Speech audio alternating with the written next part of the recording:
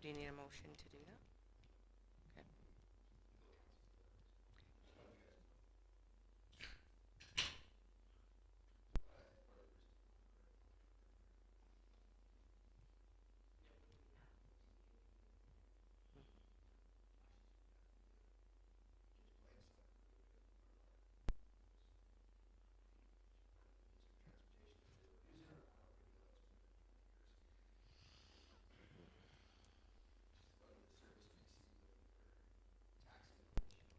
Careful.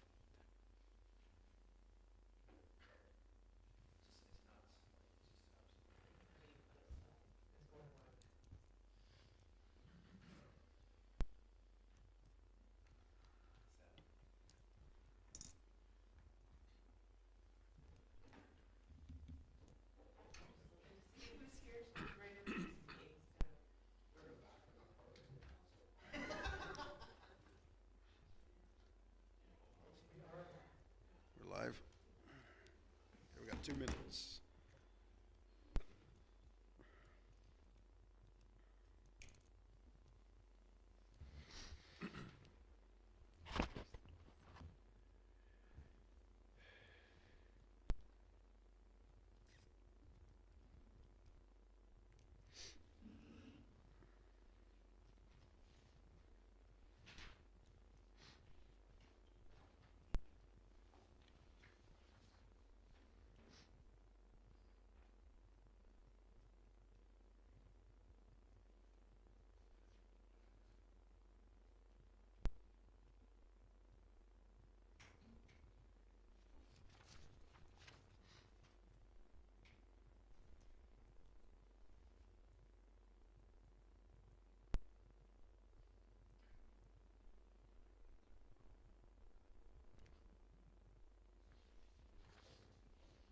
When was our last council meeting? In December 19th, I think. Oh, yeah. I don't have it on my calendar. That's weird.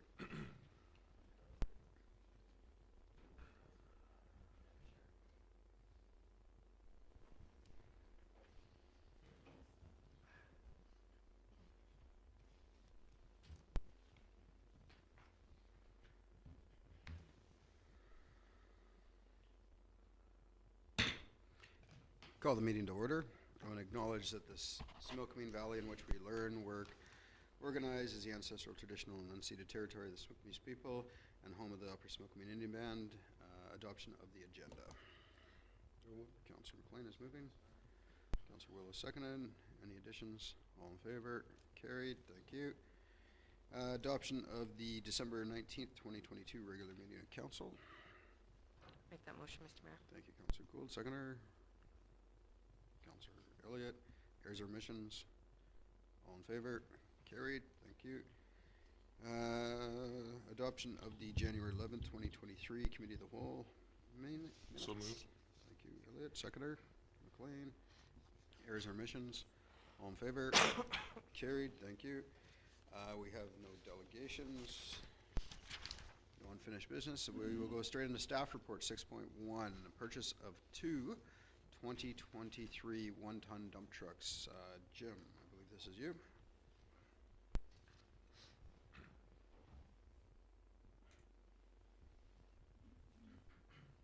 Thank you, Your Worship.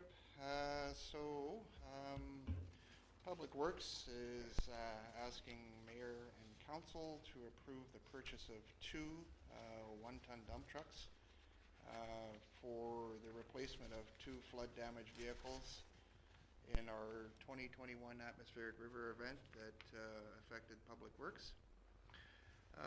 We are asking for a total sum of $202,497.18,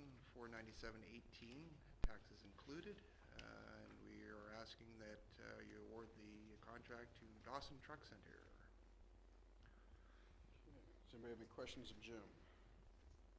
Councillor McLean. Isuzu. Have you ever had any Isuzu vehicles? I've had experience with the Isuzu trucks. We're sort of in a position where we don't have the luxury of being able to sort of go to regular mainstream vehicles. I've had 7 vehicles on order since December of 2021. I've talked to the dealers involved, and they were telling me now that we are now out of the loop as far as the 2023 purchases of any commercial vehicles. We wouldn't be looking at any possible purchasing of the vehicles until 2024 circuit. That's purchasing the prime mover, the chassis, and then having that go out to the body builder. So these 2 trucks came to the town of Princeton, was offered up to us as a complete package. And we looked at them. We've kind of looked at, talked to other commercial vehicle owners, and they speak very highly of them. So I think it's going to work good for our public works use. We're not using them for plowing snow. We're using them for more commercial hauling and people movers. So we think that it's going to work good for there. It says 1 ton. How many yards of fill would you be hauling? Traditionally, our old 1 tons were about 1.5 yards. So these trucks are actually a little higher than the 1 ton. They're about 1.5 tons. So we have the 1 truck out of the purchase will have a 2-yard capacity, and the other truck will have considerably more. So, anyways, the dealers assured us that they should work out pretty good for our purchase. So with that in mind, I feel pretty confident that we're buying 2 Thank you. vehicles. Councillor Gould? More of a financial question, if that's okay.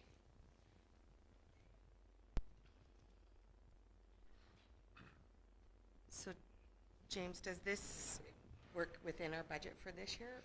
Yeah, so these are flood replacements. So the primary source of funds is the ICBC replacements we've had. We've had deferred funds that we receive from ICBC for flood damaged vehicles, and if that doesn't work, we also have a pool of funds under the $11.9 million recovery from the province of BC that's also allocated to this project. Okay. Both are within the allocated fund limits. Of 2022's budget or 2023? Well, it'll be 2023 as well. It's carry forward funding. Okay. Carry forward. So, in the meantime, we don't have a 2023 budget yet, so how are you buying these if we don't have? So the financial plan is in effect until the next one is passed. So there is a the original financial plan is passed between 2022 to 2026. So capital funding is allowed in the future year until we pass the new financial plan. However, the council will be bound by the fact that they agree to this through resolution on this current budget. Okay. Questions, comments? Motion? I'll make that motion, Mr. Mayor. Councillor Gould is making the staff recommended motion. I'll second that motion, Mr. Mayor. Okay, any other questions or comments? All in favor? It's carried. Move on to 6.2, Princeton Fire Smart Program. Dave, welcome to the table. Thank you for having me. Oh, you gotta have your mic so the internet world can hear you. There we go. Hello, internet world. Thank you. Let me just pull this up here. All right, so for those of you that may not know me, my name is Dave Stringfellow. I'm the Fire Smart Coordinator for the town of Princeton. Have been for the last couple years. I'm also the Fire Chief at the Aris Fire Department, and I sit on the Board of Directors of the Fire Chiefs Association of BC. One of my roles there is to sit on a provincial committee for wildfire mitigation and Fire Smart. I also have a fairly extensive experience with wildfire and wildfire behavior training and experience, including provincial deployments. So I've seen firsthand how homes are lost to wildfire, and more importantly, how and why homes survive from wildfires. So I provided a report for you. I'm not going to be going through that report line by line. I will touch on a couple of highlights, and I will be happy to answer any questions about that report when I'm finished. Before going into the Princeton Fire Smart program itself, I did want to give everybody in the room an idea of what is FireSmart? What is it about? And that is essentially, like, in a nutshell, it's protecting homes. So I don't want to give you too much of a spiel here, but I do want to give you just something a little bit more than the 15-second elevator pitch. So when we talk about protecting homes from wildfires, what does that mean? This here is likely not what's going to destroy your home from a wildfire. There's a very common misconception that there's this big wall of flames that comes down the mountain and destroys everything in its path. And the reality is that that's not what destroys homes. Over 95% of homes are destroyed because of this. These tiny little embers that fly ahead of the fire and land in some sort of receptive fuel near the home or on the home and burns the house to the ground. So I want to give you a couple of really quick videos here, because when I talk about embers, I want to give an idea for everybody what those embers actually look like. And this is a 28-second video here, which I'm not even going to show you all of it. There's a really good example of what embers look like in a wildfire. And those embers there, that there is super accurate. This is in Fort McMurray, and this is what's happening. So imagine these embers throughout the community during a wildfire. And you know, a common misconception is that, you know, people think, well, if I just mow down everything around my house for 200 feet, that's going to keep my house safe. And that's not true. And oh, here we go. We got to have a YouTube commercial here. Well, it's important health-wise too. Yes. So this here, a much longer video. This is Fort McMurray as well. I am going to fast forward to about this point here. And you can see this forest fire and these homes. And these homes here are maybe 150 feet away from the fire. As this moves forward, you'll see that it's actually ends up being closer to 200 feet. But you can see an ember. You can see all these embers and burning material falling from the sky, and this fire over here in this person's front yard. And this fire here in this bush, this guy's probably about 200 feet away from those trees. And that fire started there. And as this goes off into the distance, you'll see that bush gets quite a bit more intense and is likely the cause of that house burning to the ground. As you can see those flames getting quite large there. So that's, you know, a couple hundred feet away. This image here, where's my PowerPoint? This image here is a picture of Loon Lake during the 2017 Elephant Hill fire. These homes here were burned by a fire that was a kilometer away. The fire jumped a kilometer-wide lake and selectively dropped embers throughout this community and burned homes. And you can see that the trees around the homes are singed, but they're singed because of the house fire. The fire never came to these homes. The forest around these homes are unburned. So anyway, I hope that gives you a little bit of an idea of what we're actually doing in the FireSmart program, is trying to educate the public about how exactly homes are burned. It's not a big wall of flames, it's embers. And ironically, a big wall of flames is much easier to protect against because you literally just stay, you know, 10 to 30 meters away from it, and your house will probably survive. You know, the embers are much more difficult. So, Princeton's FireSmart program. So, let me just check my notes here. What have I got? Nope, I'm good. Yeah, so onto the Princeton FireSmart program. 7 disciplines of FireSmart. You'll see these within the FireSmart program all over the place. The town's CWRP, Community Wildfire Resiliency Plan, is also broken down in these same categories, as well as my report is broken down into these categories, and the grant that we apply for also follows these same principles. And that's education, community planning, development considerations, interagency cooperation, training, emergency planning, and vegetation management.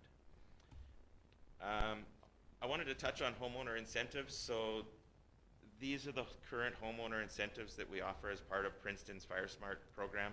We offer free home wildfire hazard assessments, where a wildfire mitigation specialist will come out and do an assessment and provide a comprehensive report with recommendations for that homeowner to work on. Support for neighborhood events. So we do support communities that want to get together with their neighbors, put on public education. Maybe I'll show up with pizzas or sponsor a barbecue or something like that. So there's that support for neighborhoods that want to get organized. Then we have the $500 rebates, which you've probably heard about. The way that works is that if a homeowner spends $1,000, they qualify for a $500 rebate. And that money could be spent either hiring a contractor, buying building materials, or even doing the work themselves. If they do the work themselves, they can still qualify for that rebate. And then new this past year has been the free curbside green waste pickup. So if you're doing Fire Smart on your property, and you give me a call and let me know when you're going to have the green waste out at the curb, I will send a crew by to pick that up, haul it away, and take it to the dump for free. A little bit on the community impact to date. So approximately 10% of homeowners, single-family home owners in town, have been engaged in some sort of way in Fire Smart activities, which is pretty good. Direct economic impact of over $50,000. So homeowners have spent over $50,000 improving the wildfire resiliency of their home, and that money has been spent locally. That's paying tree fallers, that's paying landscapers, that's buying building materials at the hardware store, or buying pea gravel and other aggregates from the gravel place. So this doesn't include other economic impact that comes from where I'm spending, other grant monies. This is just what the homeowners have spent, which is pretty interesting. And then there's over 100 tons of wildfire fuels that have been removed from around people's homes. So that's a fair bit of fuel that, from Deerview alone, I think we got rid of 5 tons of fuel in a 1-week sort of campaign we did there. And so yeah, that's a lot less fuel to burn. Fuel mitigation on public land. So new for 2023, this coming year, we have grant approval for doing fuel mitigation on public lands. 22.2 hectares of land that's been scheduled for mitigation work. And this is both Crown land and municipally owned land within the town boundaries. So we have Crown land that exists within the town boundaries, which we'll be working on, as well as some municipally owned land. And the ultimate goal in that mitigation work isn't to cut down all the trees and remove all the fuel. It's to change fire behavior. And what we really want to do is clean up the ground fuels, the fuels that are on the surface, and clean up what they call the ladder fuels, which are all the lower branches on the trees. Because if a fire happens in one of these places and the fire stays on the ground, it is way less of a threat. It doesn't create nearly as many of those embers, and it's very manageable for fire crews to confront that fire and stop it. Once a fire gets up into the trees, fire department's not going to be there anymore. BC Wildfire, they're going to leave and wait for that fire to come down. Once you have a rank 5 Crown fire, nobody's standing in front of that fighting it. So if we can keep the fire on the ground, then it's going to be super manageable and actually good for the ecosystem. This is just a look at our, this is a set of polygons from the CWRP, and I've color-coded these areas. The purple areas are areas that have already received some sort of treatments, some sort of forest fuel treatment. The yellow areas are the areas slated for this year in 2023. And there you can see there's some little areas down here in Westridge that we're starting to target as well. And then the green areas are the other areas identified in the CWRP as recommended areas to get fuel treatments done. A little summary on the 2023 Fire Smart program funding. We have a total, I know in the report it says approval pending Just last week, I received word that we have been approved, so we have a total funding amount of just under $400,000.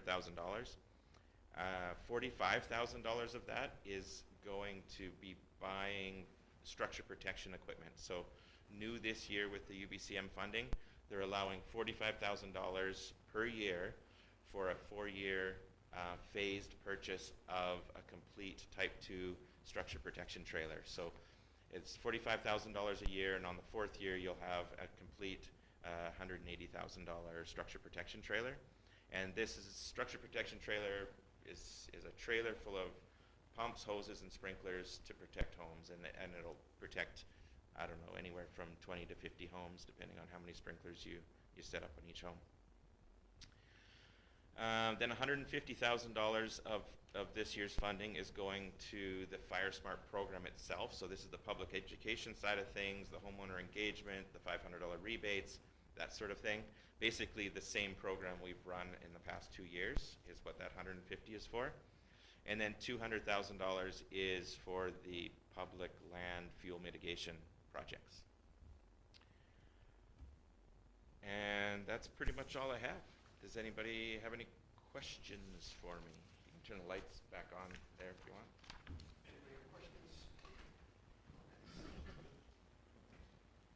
No?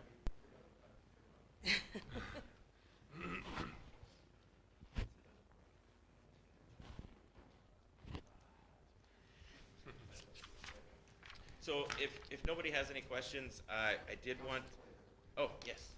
Do you foresee this funding as an ongoing thing year to year? I do. I think so. I know that in some of the meetings I've been in, there's been questions asked about the funding and how a lot of people have concerns as they're getting into this program is, are we going to get in and then the funding's going to be pulled and the program's basically unplugged at that point.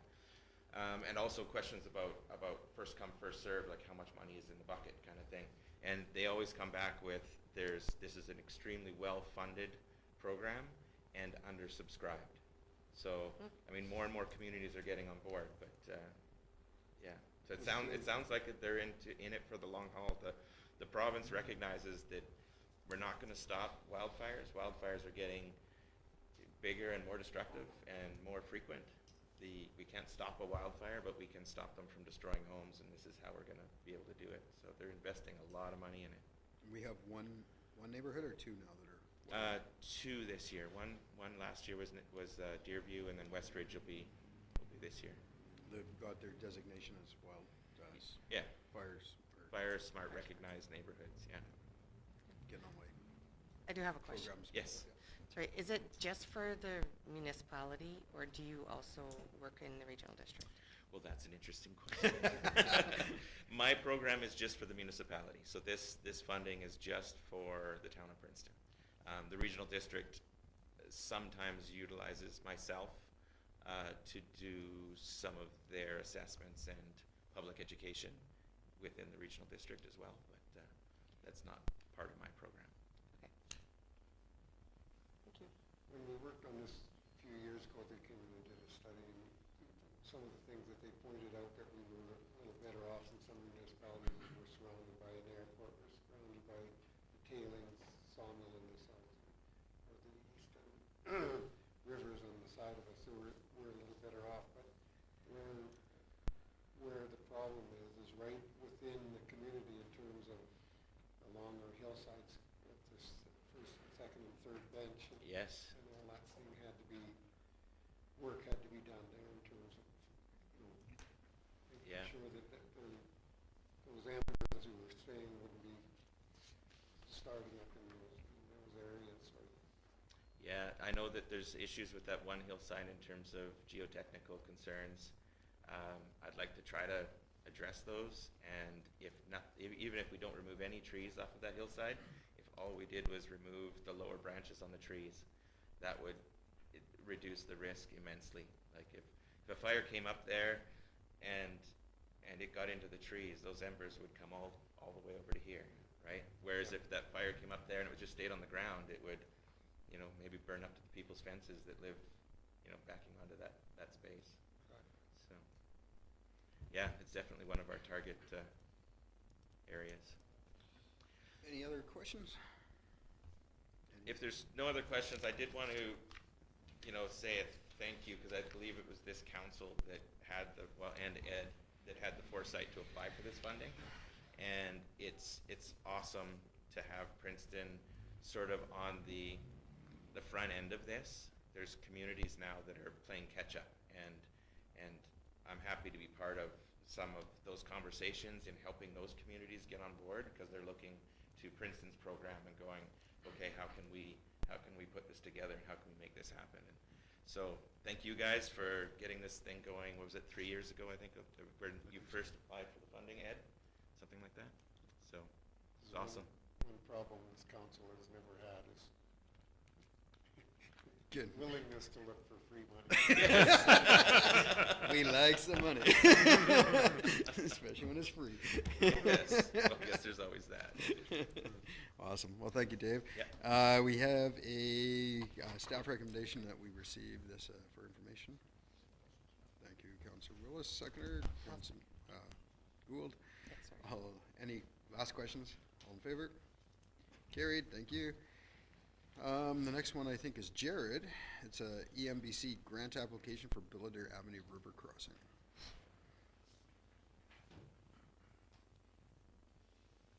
Thank you, Mayor and Council.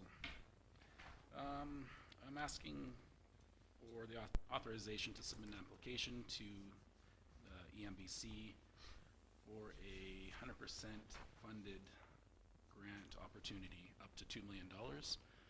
I would like to use this for the construction of a sewer lift station for the sewer crossing that was exposed by the flood event in 2021. There's a couple options to fix this. What it is it's a sewer siphon. If we try to replace it, we'd have to go deeper than what it is now, which will reduce the capacity and kind of limits future growth in the industrial park.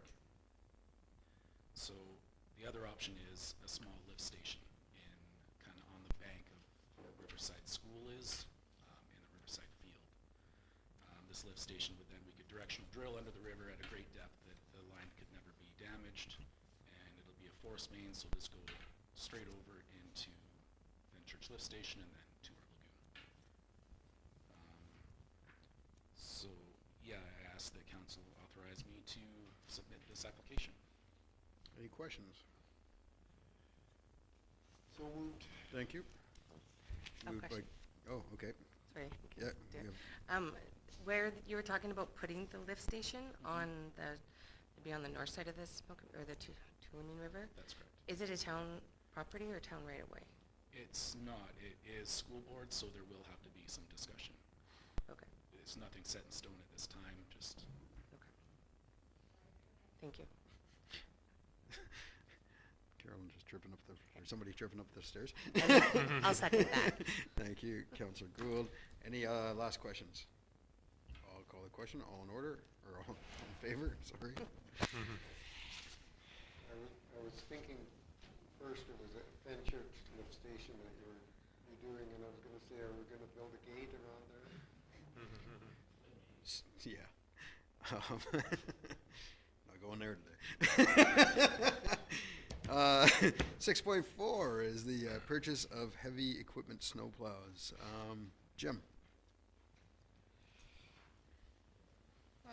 Thank you again. So, Public Works, I was looking for the approval to buy two extra heavy-duty snowplows to help Public Works with their seasonal routines as far as snow and ice clearing.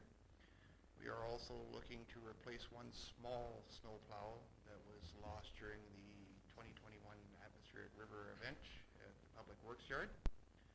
So we're looking to authorize funds for a total expenditure of $40,688.93. These two plows, one will augment our brand new acquisition of the case loader, and we think we can offer a superior level of snow clearing service for the tax-paying public. Questions? Councillor Gould. So again, it's more financial.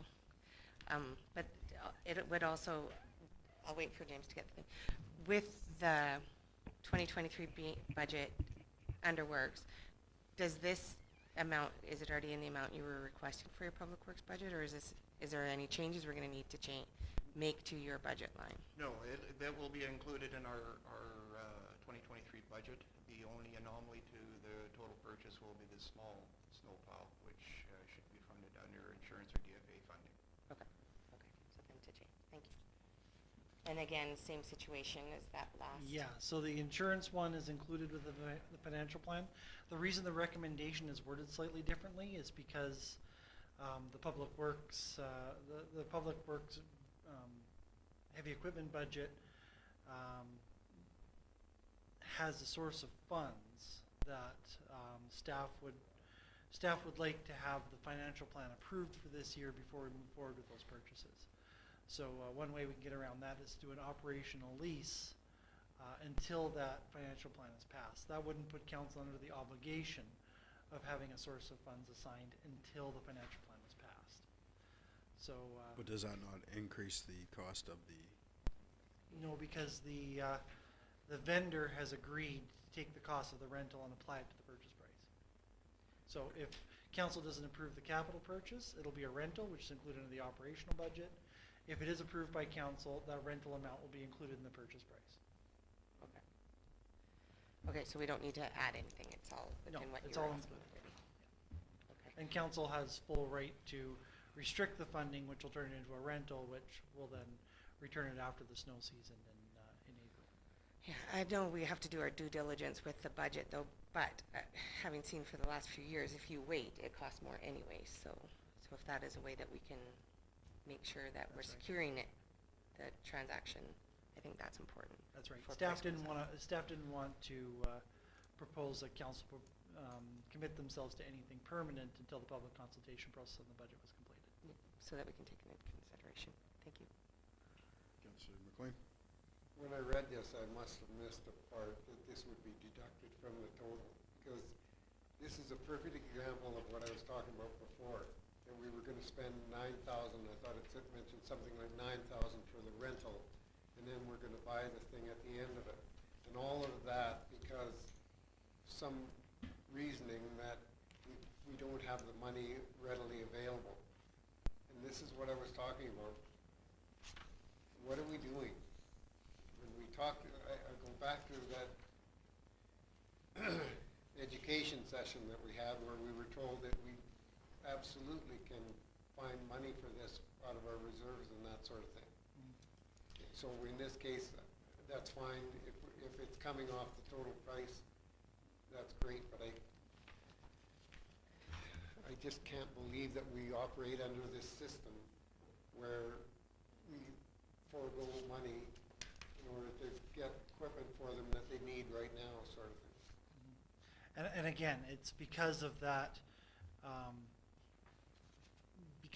process. We want to make sure that we take our extra due diligence to make sure that council is well aware of how that specific line item is being funded in the current budget.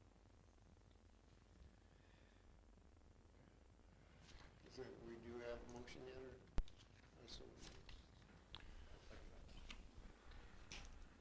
Any last questions? All in favor? Carried. Might as well stay there, Jim. Sorry, can I just make a Standing by. clarification?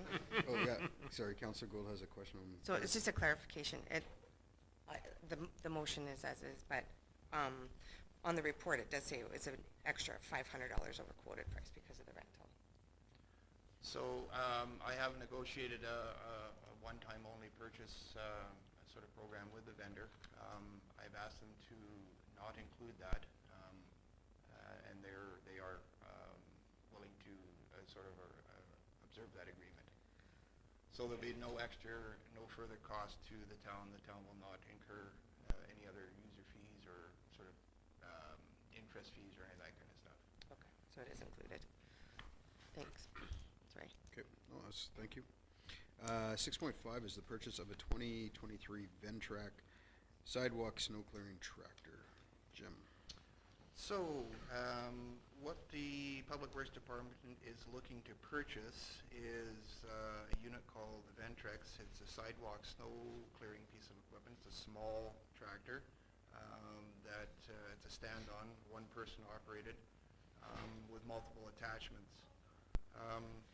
In past years, we've had to mobilize, 2 to 3 Public Works staff to sort of contend with heavy snowfalls within the town limits. And you have some easy times and you have some hard times. So this piece of equipment I thought would be a good purchase to again offer a higher level service for the town of Princeton taxpayers, being able to clear sidewalks in a more timely fashion.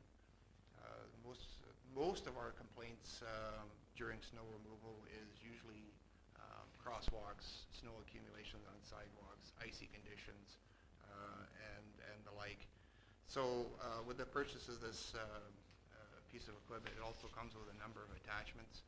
It comes with a snow blower, it comes with a sidewalk broom, and it also comes with a sidewalk plow. I just recently seen that this year. I didn't know this piece of equipment was available. So we're pretty excited about adding it to our augmentation of snow fighting equipment. So we're looking for an expenditure of $49,095.00. This unit is sort of new to municipalities. It's been used quite extensively in the private sector. I have reached out to a number of hotels who seem to like its abilities, and it's come to me with some favorable feedback. The other thing is it also has seasonal attachments that is going to aid us in the clearing of sand and debris from the sidewalks during the spring cleanup, so we're not having to move as much sand from the sidewalks and smaller parking lots during the spring cleanup. Yes, thanks, Lyle. It also will afford us the ability of broadcasting particulate salt on the sidewalks too. So it's a specific piece of equipment for doing sidewalk clearing, and like I further mentioned, it's come with some very positive feedback. So I think this would be also a perfect application for the town-owned campgrounds. I think this is a small prime mover that's it's reasonably priced in my opinion. We are doing it now. We are actually using seasonal mowing equipment to help clear our sidewalks. This little piece of equipment, it's only 42 inches wide, so it's pretty nimble, pretty sure-footed. It's four-wheel drive, so it's made to go down sidewalks, and apparently it excels quite well through the stone-style sidewalks. So that was one of the questions I posed. How would it do during snow removal on sort of the granular sidewalks? And it seems to be quite capable. So, anyways. Okay, so I guess the same question, is this already in the 5-year plan, or in the proposed 5-year plan? Yeah. So again, it's the same program as part of the heavy equipment allocation in the capital plan, and pretty much the exact same wording for the recommendation that was of the heavy equipment snowplows, except this one doesn't have an insurance component at all, so it would come 100% out of that Public Works heavy equipment budget, and again, the source of funds would be pending completion of the financial plan.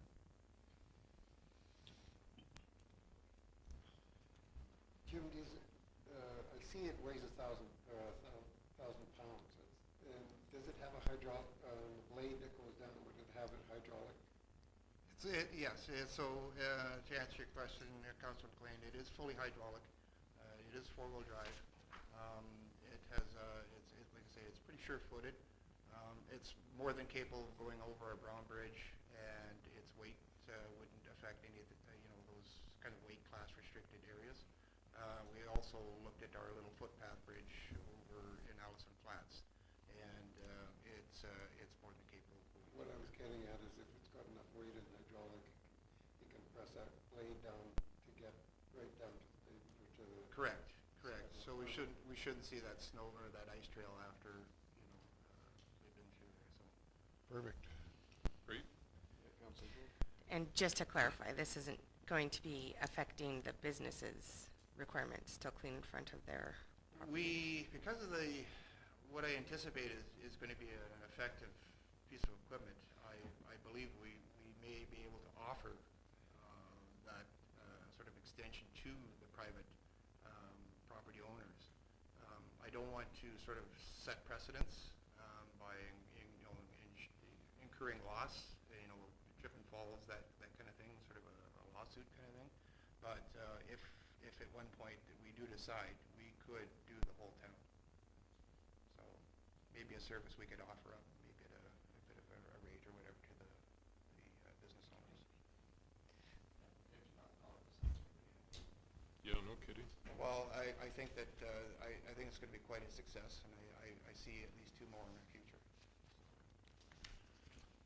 I would just think, Councillor McLean has a comment. I would just think that if we're gonna look into that, we wanna look into the liability part of it. You hear about cleaners that have gone out of business, just don't do it anymore because of the insurance that they have to pay in order to, so it's a great idea. We just might wanna look at it long and hard at what we're looking at for liability. I think in the interim, I think it'll be just for town sole purpose use. I mean, if we can find an avenue of extending our service, I think that this will be definitely a look at. So moved, Mr. Mayor. Okay, moved by Councillor Elliott, second, Councillor McLean. Any last questions? All in favor? Carried. Thank you. Council reports. Councillor Elliott. Not a lot to report. I attended a museum society meeting last week. It's January, so not a lot of meetings. I did actually go and use the indoor water refilling station a few days ago, and I just wanted to pass on to the crew that put it together. Great job. Just amazing how that thing is now compared to the way it was. It's a great improvement. So I just wanted to thank you guys for the work you've done. That's all I've got. Thank you. Councillor McLean? I, along with about 400 people, it seemed like, attended the Paul McIver celebration of life. It was a great tribute to our fellow that had been in our community for a long time, and he was well known to our many, as attendance showed. Just want to say to Jim, Christmas came a little late or something.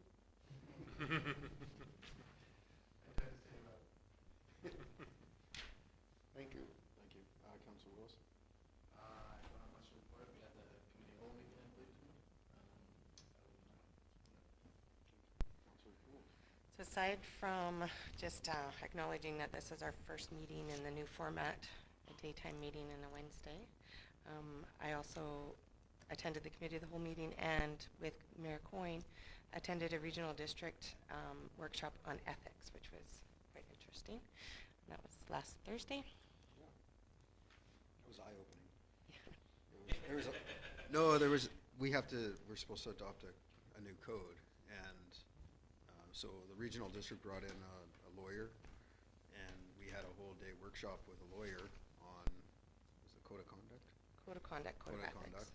And what we should be considering when we are looking at a code of conduct. And it's a lot more complicated than the little brief that the province puts out saying you should adopt a code of conduct, because I think there was 5 or 6 between policies and bylaws total that are directly impacted by your code of conduct. So it's a lot more, there's a lot more to it than just saying you're going to be good people if you adopt this and want to do it right. So I know I took away a lot, and I think I saw Councillor Gould writing lots of notes.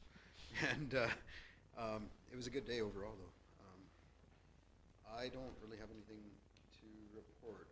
Unfortunately, I wasn't able to make the museum meeting, and my time has been kind of eaten up with personal issues as of late, so that's all I got. Was there any part of that, it was a legal presentation, right? Yep. Was there any part of it to do with liability and that sort of thing? Not liability so much as what our responsibility is, I guess would be the better way to put it. Yeah, what your obligations are as a council. And the key takeaway from that was that to work on, we all have to adopt one within 6 months of being elected. And just the fact that we don't have anything on the table right now where it's an issue, is to be able to work on that and make sure there's, what do you do in the event that there isn't a code of conduct? And then Allegation. And how do you deal with it? And Because how do you the hold them legislation, accountable? hope the province has come up with this. There's not the legislation to be able to totally deal with it. Some provinces, we're the last in the country to get on this train of thought. Every other province has some form of code of conduct and ethics commissioner for municipalities. I think it's what the province of Alberta or Ontario and Quebec. They all have like a provincial ministry that is Yes. responsible for it. Manitoba. Manitoba as well, and BC's kind of like the last of the show, and the rules that they put out are like so vast that it's like, well, here's what you can do, and technically we don't have to adopt one, but we have to give reason why we're not going to adopt one, which isn't good either. And then it's like, who are you held accountable to? Was one of the questions, because are we only held accountable to each other? Are we held accountable to the staff? Are we held accountable to the public? Where do you want to take it? The guy that gave the workshop was the ethics commissioner for Surrey, and the way they did it, you could be in another country and file a complaint against a member of council, and it has to be investigated. So, there's a lot to this. There's a balancing act to where you have to be to make it an appropriate policy and fair to the public as well as your fellow councillors and staff. So. I guess what I was hoping that at some point in time, I think it's obvious that wasn't there dealing with liability, but it would be nice to reference legal opinions in terms of, we're always so frightened about what we undertake as a municipality, whether we can allow this or allow that. And the reasoning back when we delved into it before was that don't worry unless you show negligence. If you show negligence, then you're going to be liable. But maybe things have changed. Maybe it's become more stricter and things have changed. But it'd be interesting at some point in time to be able to get some opinions on that. Yeah. Okay.